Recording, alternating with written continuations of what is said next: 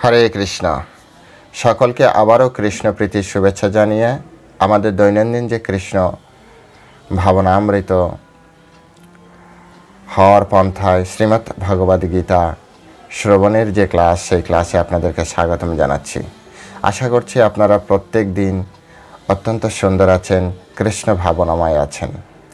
তো আসুন আজ আমরা 3টি শ্লোক আলোচনা করব শ্রীমদ্ ভগবদ গীতার, এবং আপনারা অত্যন্ত মনোযোগ দিয়ে এই ক্লাসটি শ্রবণ করবেন। প্রথমেই আমরা একটি ছোট্ট মঙ্গলাচরণ করব। আপনারা প্রত্যেকে 2 হাত জোর করে মঙ্গলাচরণে অংশগ্রহণ করবেন। যারা ইতিমধ্যে এই ক্লাসটি শুনতে শুনতে মঙ্গলাচরণ মুখস্থ করে ফেলেছেন তাদের জন্য তো খুবই সুবিধা। যারা এখনও মুখস্থ করেননি আপনারা কৃপা করে শ্রবণ করুন শ্রদ্ধার সহিত। ওম অজ্ঞানতিমিরান্ধস্ব জ্ঞানাঞ্জনাশলাকয়া চক্ষুরুন্মিলিतं येन তস্मै শ্রীগুরবে নমঃ। শ্রীচৈতন্যমনাভীষ্টং স্থাপিतं येन भूतले स्वयं रूपा कदा मायं ददाति सपदान्तिकम्। नमोऽयं विष्णुपादाय कृष्णपृष्ठाय भूतले श्रीमते भक्तिवेदान्त स्वामिनिति नामिने। नमस्ते सरस्वती देवी गौरवाणी प्रचारिणे निर्विशेष शून्यवादी पाश्चात्यदेशतारिणे। वाञ्छाकल्पतरुर्भैश्च कृपा सिन्धु वयेव च पतितानां पावनेभ्यो वैष्णवेभ्यो नमो नमः। हे कृष्ण करुणार सिन्धु दीनबन्धु जगत्पते गोपेश गोपिकान्त राधाकान्त नमस्तुते। तप्त कांचन गौरांगी राधे वृंदावनेश्वरी वृषभानुसुते देवी प्रणामामि हरिप्रिये। जय श्री कृष्ण चैतन्य प्रभु नित्यानंद श्री अद्वैत गदाधर श्रीवासादि गौरभक्तवृंद। हरे कृष्ण कृष्ण कृष्ण हरे हरे, हरे राम राम राम हरे हरे। ओम नमो भगवते वासुदेवाय, ओम नमो भगवते वासुदेवाय, ओम नमो भगवते वासुदेवाय। श्रीमद् भगवद गीता द्वितीय अध्याय सांख्य योग, श्लोक नंबर 35। भयात् रणात् उपोतरम् मांसन्ते तं महारथान् जेषां च तं बहुमातो भूत्वा जश्वशिलाघवाम्। তো এই শ্লোকের অনুবাদ আমরা প্রথমে শ্রবণ করি। শিল প্রভুপাদ কর্তৃক যে অনুবাদ দেওয়া হয়েছে, সমস্ত মহারথীরা মনে করবেন যে তুমি ভয় পেয়ে যুদ্ধক্ষেত্র পরিত্যাগ করেছ এবং তুমি যাদের কাছে সম্মানিত ছিলে তারাই তোমাকে তুচ্ছ তাচ্ছিল্য করবে।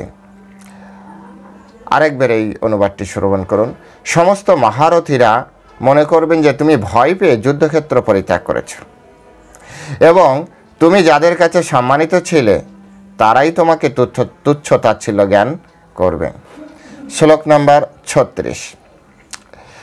অবশ্চ বাদংশ্চ বহুন বদিষ্যন্তি তবাহিতা নিন্দ্বন্ত তব সামর্থ্যম তত দুঃখতরম नु কিম।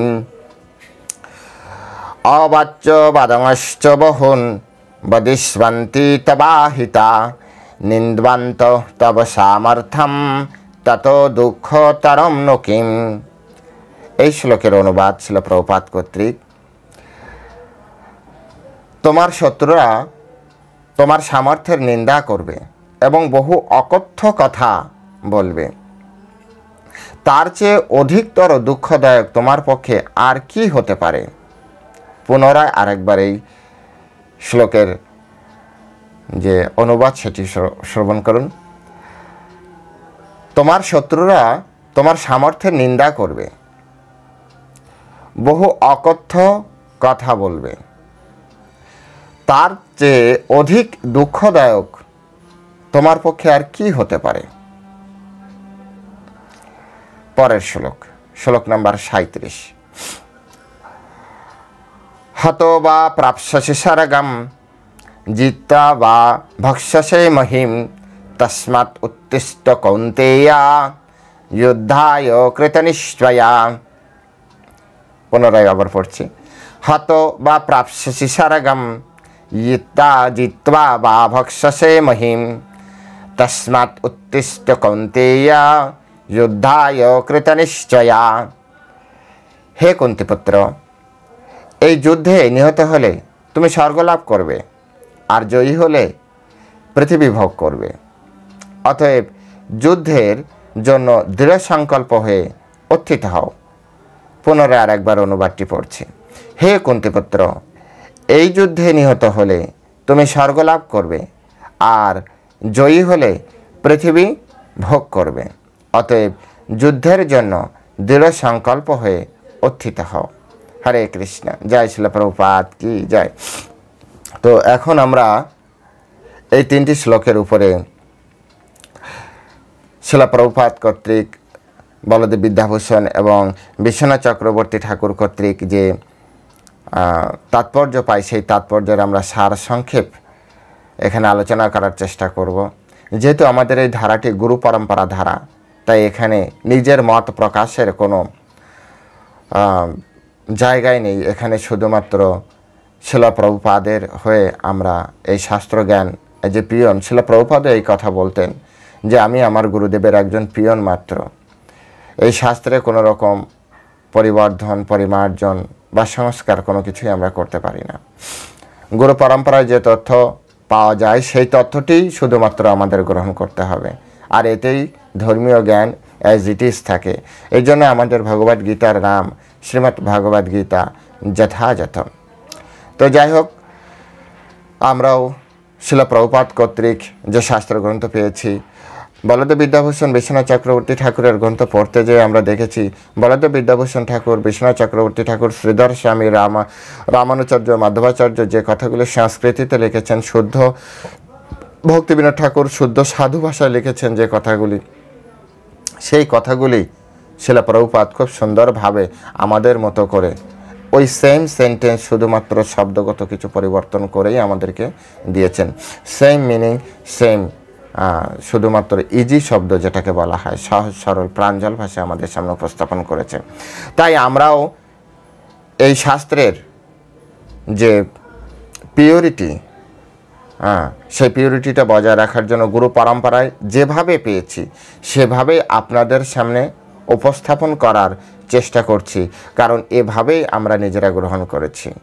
এবার গ্রহণ করা বা না করা সেটা সম্পূর্ণ আপনার ব্যক্তিত্বের উপরে, আপনার নিজের মেধার উপর নির্ভর করছে।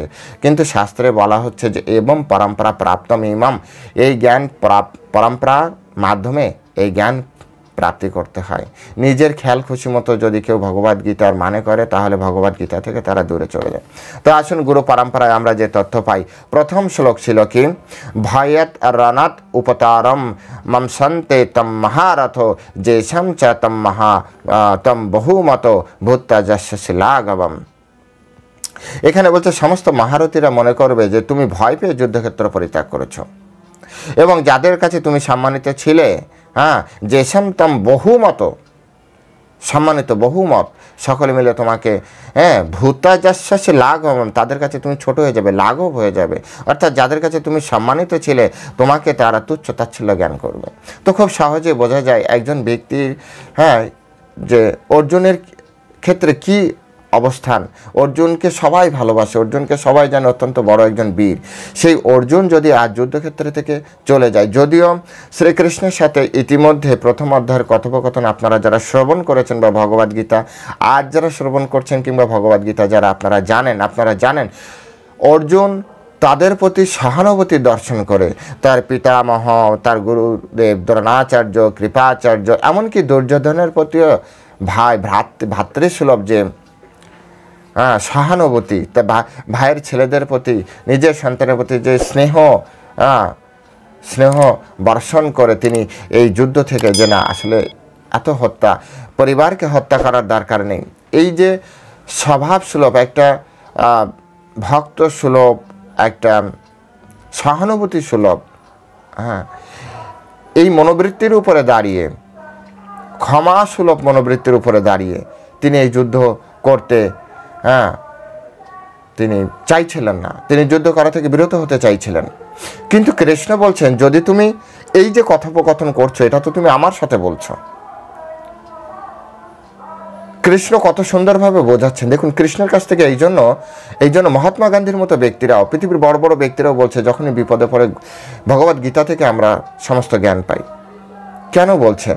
কৃষ্ণ এত সুন্দর করে বোঝাচ্ছেন যে তুমি এই যে সহানুভূতির কথা, ক্ষমার কথা বলে তুমি যুদ্ধ থেকে বিরত হচ্ছ, ঠিক আছে, কিন্তু তুমি এই কথোপকথন তো আমার সাথে করছো, তুমি তো আমার সাথে কথা বলছো। তুমি একবার বিচার করো, বিপরীত পক্ষে বা এই জগৎবাসী তোমার এই কথা তো শুনছে না। তো তুমি এই যুদ্ধক্ষেত্রে এসে যখন যুদ্ধ থেকে তুমি চলে যাবে, যুদ্ধক্ষেত্র থেকে তুমি পরিত্যাগ করবে যুদ্ধক্ষেত্র, তখন বিপরীত পক্ষের যোদ্ধারা তোমাকে কি বলবে? যে পিতামহ ভীষ্মকে দেখে, গুরু দ্রোণাচার্যকে দেখে, এমনকি সব থেকে তার ছোটবেলা থেকে যে কম্পিটিশন করেই রেখেছে কর্ণের জীবনে একটাই লক্ষ্য ছিল, যে অর্জুনকে হারানো। ছোটবেলা থেকেই দ্বন্দ্ব, মনে মনে এই দ্বন্দ্ব ছিল। তো তুমি যদি এইখান থেকে চলে যাও তাহলে মানুষ বলবে কি তুমি কর্ণের ভয়ে চলে গিয়েছো, অশ্বত্থামার ভয়ে তুমি চলে গিয়েছো। অর্থাৎ আজ যারা তোমাকে অত্যন্ত সম্মানের জায়গায় রেখেছে, আজ যারা তোমাকে অত্যন্ত বড় করে দেখছে, যাদের হৃদয় তুমি নায়ক হয়ে তুমি বসে আছো, সেই ব্যক্তির হৃদয় তুমি কাপুরুষ হয়ে যাবে। সেই ব্যক্তি তোমাকে তাদের হৃদয় থেকে বের করে দেবে।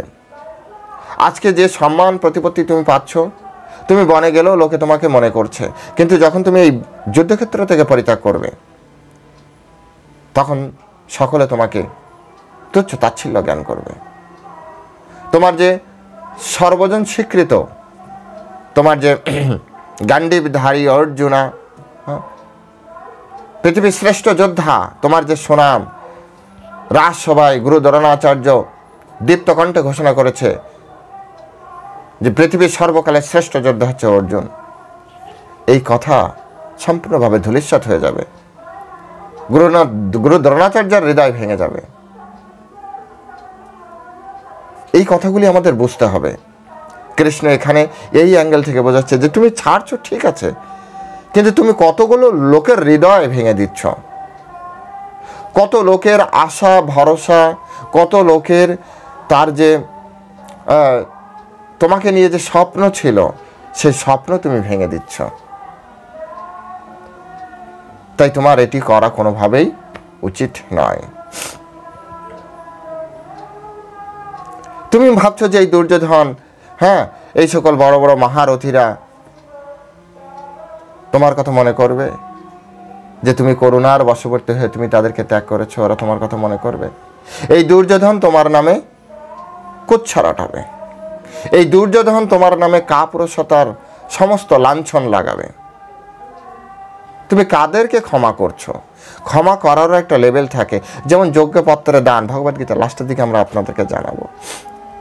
দান করছো, তুমি যে ক্ষমা দান করছো, তুমি যে প্রাণ দান করছো, তুমি কাকে প্রাণ দান করছো? তুমি কাকে ক্ষমা করছো? তারা কি যোগ্য পাত্র? তারা কি তোমার এই করুণার, তোমার এই ক্ষমার, তোমার এই স্নেহসুলভ মনোভাব, তোমার এই সহানুভূতি সুলভ মনোভাবের মূল্য দিবে? যদি না দেয় তাহলে তাদেরকে এটি দিয়ে তোমার কি লাভ? যদি আপনি কাউকে ভালোবাসেন আর সেই ভালোবাসার ব্যক্তি যদি ভালোবাসার মূল্যই প্রদান না করতে পারে, তাহলে তাকে ভালোবেসে আপনার কি লাভ? যাকে ভালোবেসে শুধুমাত্র সারা জীবন ধরে তুচ্ছ তাচ্ছিল্যতা প্রাপ্তি করতে হয়, শুধুমাত্র জীবনটা অন্যরকম হয়ে যায়, বিপরীত নেগেটিভিটি ভরে যায়, তার সাথে সম্পর্ক, তার প্রতি ভালোবাসা দেখিয়ে বা কি লাভ? ভগবদ গীতা থেকে আমাদের জীবন দর্শন আসে, এই কারণে আসে কারণ ভগবদ গীতাকে গভীরভাবে অধ্যয়ন করা উচিত। আজ বাস্তব জীবনে আপনাদের দিকে আপনারা তাকিয়ে দেখুন, আপনাদেরকে অনেকে সম্মান করে, আপনাদেরকে অনেকে শ্রদ্ধা করে, আপনারাও কোনো না কোনো ব্যক্তির হৃদয়ে আপনি হিরো হয়ে বসে আছেন, কোনো না কোনো ব্যক্তি আপনাকে ফলো করছে। কিন্তু একবার বিচার করে দেখুন, বিচার করে দেখুন যে আপনার এমন কোনো কর্মকাণ্ড হচ্ছে না তো যাতে আপনি যদি অন্যায়ের সাথে কম্প্রোমাইজ করে চলছেন না তো যাতে সকলে আপনাকে তুচ্ছ তাচ্ছিল্য করে, যাতে অনেকের হৃদয় ভেঙে যায় আপনার আচরণের কারণে।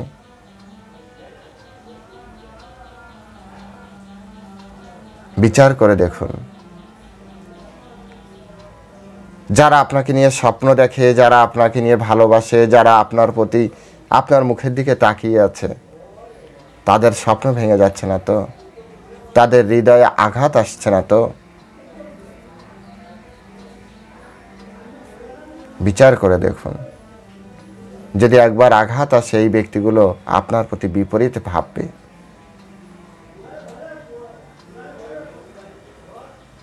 আমরা ছোটবেলায় পড়েছি স্বাধীনতা রক্ষার থেকে স্বাধীনতা অর্জনের থেকে স্বাধীনতা রক্ষা করা কঠিন।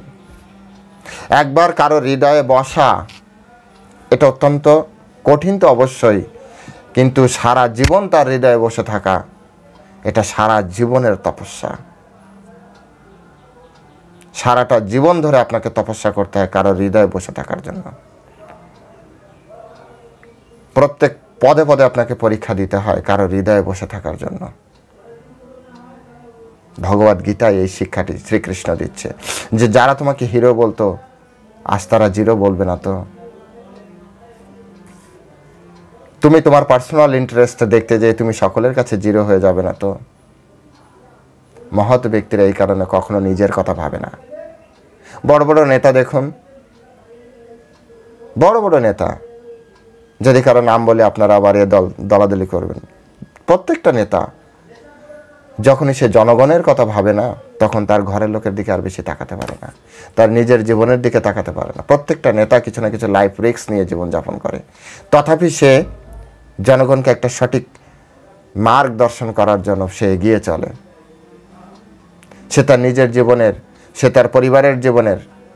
আমরা অনেক সময় ভয় পাই, এটা বললে আমার কি হবে, ওটা বললে আমার কি হবে, আমার পরিবারের উপর কি ইম্প্যাক্ট আসবে, কতটা প্রভাবিত হব।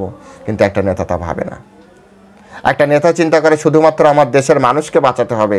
একটা নেতা ভাবে কিভাবে আমি জনগণ এই সমগ্র দেশকে উন্নয়নের দিকে নিতে পারি। তার বিপরীত পক্ষ হতে পারে, তার বিপরীত পক্ষ তার পরিবারের উপর আঘাত হানছে, বিপরীত পক্ষ তার প্রতি ষড়যন্ত্র করছে, তথাপি সে পিছপা হয় না, কারণ তার চিন্তা চেতনা সামগ্রিক, তার বিচারধারা সামগ্রিককে নিয়ে।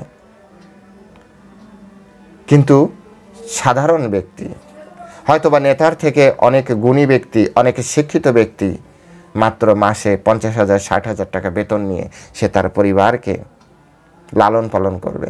হয়তো এই মেধা সে দেশের জন্য ব্যবহার করলে দেশ আরও উন্নত হতো, কিন্তু সে করবে না, কারণ তার কাছে তার জীবন, তার কাছে তার পরিবারের ভরণ পোষণ এটি হচ্ছে মুখ্য। Personal interest.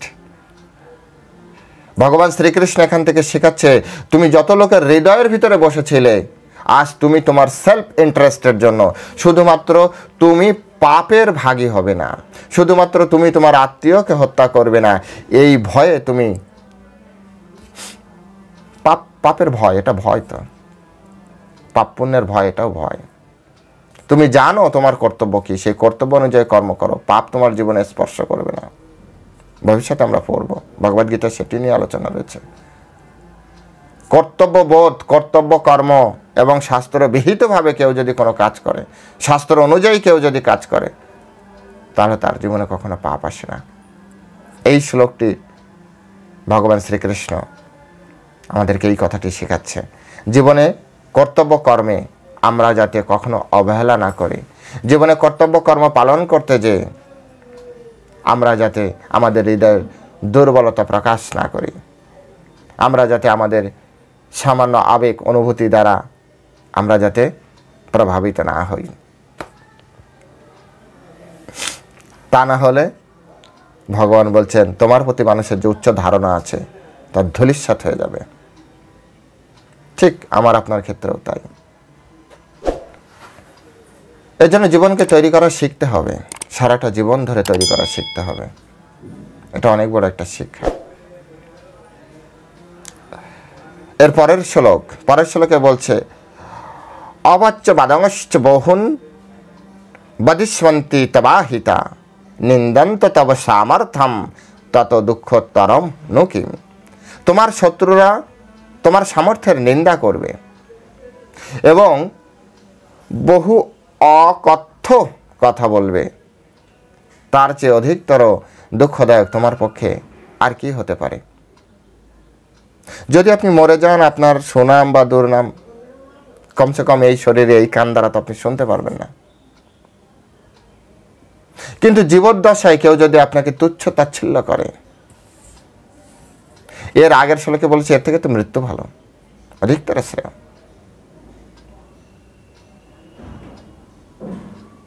যদিও আমরা শুনতাম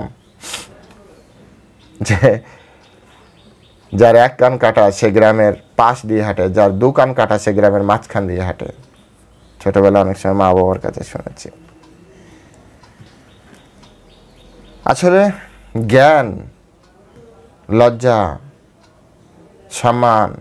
সম্মান হারানোর ভয়, যদিও এগুলো জড়জাগতিক, কিন্তু এগুলো মানুষকে এই জড়জগতেও সুন্দরভাবে বসবাস করার একটা সুন্দর পন্থা প্রদান করে,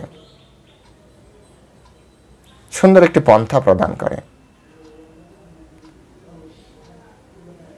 তো এগুলি থাকা ভালো। ভয় ধর্মের প্রতি, অধর্মের প্রতি নয়। সম্মান মনুষ্যত্বের প্রতি, মনুষ্যত্বের উপরে দাঁড়ানো উচিত। আপনার সম্মান যদি অর্থের উপরে দাঁড়ায়, আপনার সম্মান যদি লোকবলের উপরে দাঁড়ায়, লোকবলও বেশি দিন থাকবে না, অর্থও বেশি দিন থাকবে না। আপনার সম্মান দাঁড়াতে হবে আত্মতত্ত্বের উপরে, মনুষ্যত্বের উপর। প্রকৃত মনুষ্যত্ব আপনি যদি রক্ষা করতে চান, আপনি অবশ্যই একজন ধার্মিক ব্যক্তি হয়েই পড়বেন। আর যখন এগুলি থাকে তখন এগুলি হারানোরও ভয় থাকে। দেখুন, আপনার কাছে অর্থ থাকলে অর্থ হারানোর ভয় আছে, আপনার কাছে সম্মান থাকলে সম্মান হারানোরও ভয় আছে, আপনার কাছে প্রাণ থাকলে প্রাণ হারানোরও ভয় আছে। আজ অর্জুনের যে সম্মান, অর্জুন পঞ্চপাণ্ডবের ভালোর বিষয়ে আপনারা সকলেই জানেন,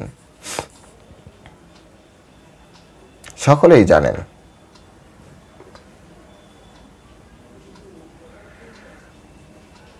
অর্জুনকে কত লোকে সম্মান করত। বলছে তোমার শত্রুরা তোমার কি করবে? নিন্দা করবে, সামর্থ্যে নিন্দা করবে। শত্রুরা যদি নিন্দা করে তাহলে সে কি আর দাড়ি কমা সেন্টেন্স, মানে দাড়ি কমার দিকে তাকিয়ে কথা বলতে শুরু করবে? শুধু বলতেই থাকবে, বলতেই থাকবে, বলতেই থাকবে। কোথায় গিয়ে যে কমা দেবে, কোথায় দাড়ি দেবে আপনিও জানেন না, আমিও জানি না। ঝগড়ার সময় দেখেন না, অনর্গল কথা বেরোতে থাকে, অনর্বচনীয় যে কথা আছে। ঠিক তেমনি যখন মানুষ নিন্দা করে, আর যদি শত্রুতে নিন্দা করে, যদি শত্রু না হয় তাহলে নিন্দা এক ধরনের সমালোচনা, কিন্তু শত্রু যখন নিন্দা করতে শুরু করে তখন ও কমার দিকে তাকাবে না, দাড়ির দিকে তাকাবে না। No full stop. Full stop হবে তখন যখন ওর গলা শুকিয়ে যাবে, ফুল স্টপ হবে তখন যখন ওর জিহ্বা আর চলবে না। অর্জুনকে ভগবান শ্রীকৃষ্ণ বলছে যে তোমাকে নিন্দা করবে মানুষে। কারা? তোমার শত্রুরা তোমার নিন্দা করবে। তুমি সামর্থ্যের কথা, তোমার সামর্থ্যের দিকে কেউ তাকাবে না, তোমার এই দয়ার দিকে কেউ তাকাবে না, নিন্দা করবে। আর তুমি জীবদ্দশায় যদি এই নিন্দা শ্রবণ করো, এর থেকে তোমার দুঃখ আর কি হতে পারে? তুমি বেঁচে থেকেই শুনছো যে তোমার নিন্দা হচ্ছে, তোমার প্রজারা তোমার নিন্দা করবে। জানো, অর্জুন এত বড় ভীতু আমরা জানতাম না। এই যুদ্ধটা আমাদের ভাগ্যটাই নষ্ট করে দিল। উনি যুদ্ধ করতে পারবে না, তাহলে কেন গেল? কত ধরনের নিন্দা হতে পারে। যাদের কাছে সম্মানের ছিল তাদের কাছে এখন অসম্মানের পাত্র। ভগবান শ্রীকৃষ্ণ বিভিন্নভাবে তিনি বোঝাচ্ছেন। অর্জুন ছিল সভ্য জগতের মানুষ, আর্য, আর্য বলা হয়, যিনি প্রকৃত জীবনে প্রকৃত মূল্য বোঝেন। আর্যের জন্য এই ধরনের শোভা পায় না। শ্রীকৃষ্ণ বোঝাচ্ছেন আর্যের জন্য এটা শোভা পায় না, এটা অনার্যদের বিষয়। তাই বিশদভাবে তিনি অর্জুনকে বোঝালেন, বিশদভাবে বিভিন্ন অ্যাঙ্গেল থেকে। আমি আগেও বলেছি, এখনও বলছি, গীতা থেকে শিখেছি কোনো একটা ঘটনাকে বিভিন্ন অ্যাঙ্গেল থেকে বিচার করার চেষ্টা করতে হয়, তবে আপনার কাছে ওই ঘটনাটা পরিষ্কার হবে। কোনো একটা জিনিস আপনি আগে আপনার জীবনে হচ্ছিল, এখন হচ্ছে না, কেন হচ্ছে না? বিভিন্ন অ্যাঙ্গেল থেকে বিচার করুন। আপনি একটা কাজ করছিলেন, সেখানে আগে ভালো রেজাল্ট আসছিল, এখন কেন আসছে না? সেখানে কি শুধু আপনার ফল্ট, নাকি আপনার উপরে যারা অধস্তন আছে তাদের ফল্ট, নাকি পরিবেশের ফল্ট, প্রকৃতির ফল্ট, আশেপাশে লোকজনের ফল্ট? বিভিন্নভাবে বিচার করলে তারপরে একটা রেজাল্ট আসবে। শুধুমাত্র আত্মকেন্দ্রিক যে দোষারোপ, এটাও ঠিক নয়। আবার শুধুমাত্র আর একটা সাইডকে দোষ দেওয়া, এটাও ঠিক নয়। বিচার রাখা উচিত। যারা বিচার করে, আচারে লক্ষ্মী বিচারে পণ্ডিত, বিচার করা উচিত। অর্জুনকে কৃষ্ণ বিচার করার যে ক্ষমতা, সেটা বাড়িয়ে দিচ্ছে। তুমি বিচার করো। তুমি তো বলছো যুদ্ধ করবে না, ঠিক আছে, তুমি বিচার করো। এই সকল ব্যক্তিরা তোমাকে কি ভাববে? এই শত্রুরা তোমার কি বলবে? নিন্দা করবে। পরের শ্লোকে তিনি বলছেন, হত বা প্রাপ্স্যসি স্বর্গম জিত্তা বা ভক্ষসে মহিম তস্মাৎ উত্তিষ্ঠ কৌন্তেয় যুদ্ধায় কৃতনিশ্চয়। হে কুন্তিপুত্র অর্জুন, এই যুদ্ধে নিহত হলে তুমি তো হত্যা বা প্রাপ্স্যসি স্বর্গম, তুমি তো স্বর্গ প্রাপ্তি করবে। কারণ এক তো কুরুক্ষেত্রে যুদ্ধ হচ্ছে, দুই পরমেশ্বর ভগবানের সামনে আছে, আর ওরা ভালো মানুষ ছিল। সুতরাং মৃত্যু হলে স্বর্গপ্রাপ্তি নিশ্চিত, কেউ বাধা দিতে পারবে না। তো তুমি মৃত্যু হলে তো স্বর্গে যাচ্ছই। আর এখানে যতটা এই ধরাধামে তুমি যতটা কষ্ট পাচ্ছ, তুমি নিশ্চিত থাকো স্বর্গে গেলে তো তুমি ইনস্ট্যান্ট সুখ পাবে। সাথে সাথে তোমার দেহ থেকে আত্মা বেরোবে, স্বর্গ থেকে ওরা আসবে, তোমাকে নিয়ে যাবে সাথে সাথে। আর সাথে সাথে তুমি স্বর্গ বডি পাবে, এমন না তোমাকে নরকে যে অনেকদিন বিচার হবে, তোমার এরকম তো কিছু হবে না। তুমি ডাইরেক্ট স্বর্গে যাবে, আর উইদিন সেকেন্ড তুমি পূর্ণ সুখ প্রাপ্তি করতে পারবে। আর এই সব কর্মকাণ্ড নিয়ে তুমি হাসাহাসি করতে পারবে। আর যদি তুমি জিতে যাও, তোমার হয়তো ভয় হতে পারে পিতামহ ভীষ্মের সাথে যুদ্ধে জিততে পারবো, গুরু দ্রোণাচার্যের সাথে যুদ্ধ করে জিততে পারবো। যদি তোমার এরকম ভয় হয়, তো তুমি মৃত্যুবরণ করলেও তো তুমি স্বর্গে। আর যদি তুমি জিতে যাও, তুমি যদি কখনো জিততে পারো, সেক্ষেত্রে তো তুমি কি করবে? পৃথিবী ভোগ করবে, সমগ্র পৃথিবীর রাজা হবে। তুমি রাজা হবে না, রাজা তো যুধিষ্ঠির হবে, কিন্তু অর্জুনের অনেক বড় পাওয়ার থাকবে না?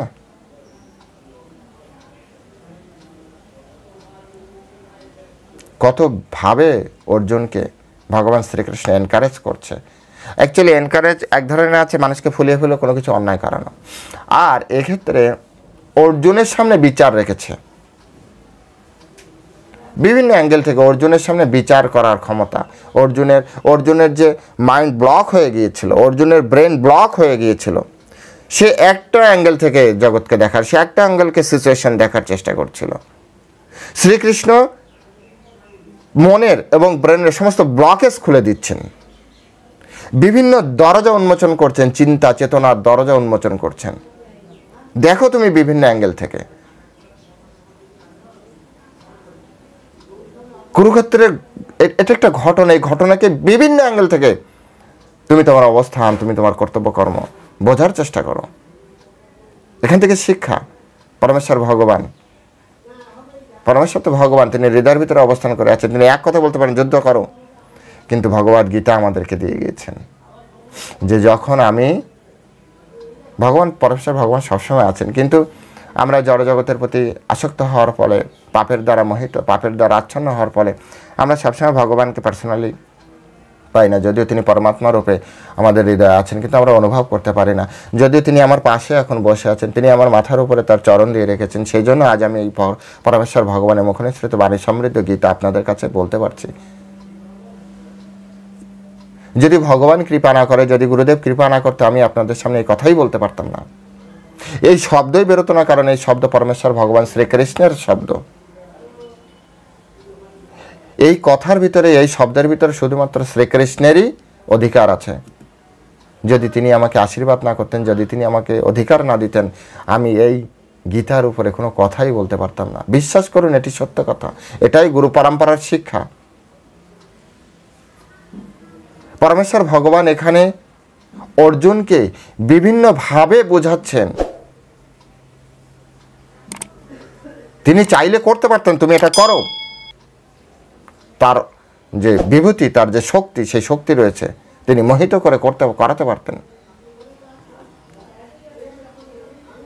যেভাবে তিনি আমাকে এখন কথা বলার শক্তি দিচ্ছেন, তিনি চাইলে এক্ষুনি আমার কথা বলার শক্তি কেড়ে নিতে পারেন। কৃষ্ণ সর্বে সর্বা, কৃষ্ণ অপরিসীম শক্তি, অনন্ত শক্তি সম্পন্ন। কৃষ্ণ চাইলে যুদ্ধ করাতে পারতেন, কিন্তু কৃষ্ণ তা না করে কৃষ্ণ আমাদের জন্য বিচারধারা রেখে গিয়েছেন। বিচারধারা, আপনি বিচার করুন। সেই জন্য কৃষ্ণ বলছেন যে তুমি যদি মরে যাও তাহলে স্বর্গ, আর যদি যেত তাহলে এই পৃথিবী ভোগ। উভয় দিকে তুমি লাভবান, ওপরে যেও ভোগ করবে, এখানেও ভোগ করবে। আরেকটি কথা আছে, তুমি আমার কথা শুনলে আমার প্রিয় হবে, পর বলবে। অতএব যুদ্ধের জন্য দৃঢ় সংকল্প হয়ে তুমি উত্থিত হও।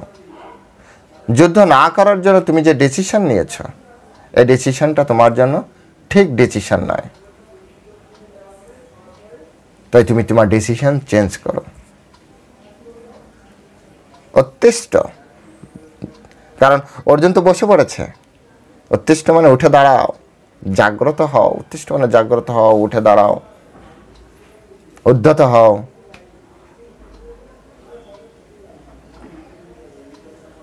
এখান থেকে আমরা এই শিক্ষাটা পাই। তো আপনারা সকলে শ্রীমদ্ ভগবদ গীতার এই যে ক্লাসগুলি ভালো করে শ্রবণ করবেন, বিশেষ শ্রীমদ্ ভগবদ গীতা পড়বেন, শিল প্রভুপাদের যে ভগবদ গীতা পড়বেন। আরও অনেক বেশি আপনারা আমার থেকে প্রত্যেকেই অনেক জ্ঞানী ব্যক্তি, গুণী ব্যক্তি, পরমেশ্বর ভগবানের অত্যন্ত প্রিয় ব্যক্তি আপনারা, কারণ আপনারা সকলে ভগবানের সন্তান। আপনারা যদি স্রেফ ভগবানের চরণে একটু আত্মসমর্পণ করে এই ভগবদ গীতা শ্রবণ করেন অথবা পঠন পাঠন অধ্যয়ন করেন, ভগবান শ্রীকৃষ্ণের কৃপায় আমার থেকে অধিকতর জ্ঞান আপনারা প্রাপ্তি করতে পারবেন, যে জ্ঞানের মাধ্যমে এই জগৎ সংসার উপকৃত হবে। তাই আপনাদের কাছে বিনম্র প্রার্থনা যে আপনারা সকলে গীতা পড়ুন, কৃষ্ণের এই বাণী বোঝার চেষ্টা করুন, এবং এই জগতে সকলের ভিতরে এই বাণী ছড়িয়ে দেওয়ার চেষ্টা করুন। হরে কৃষ্ণ। সকলে ভালো থাকবেন। জয় শিলা প্রভুপাদ কি জয়।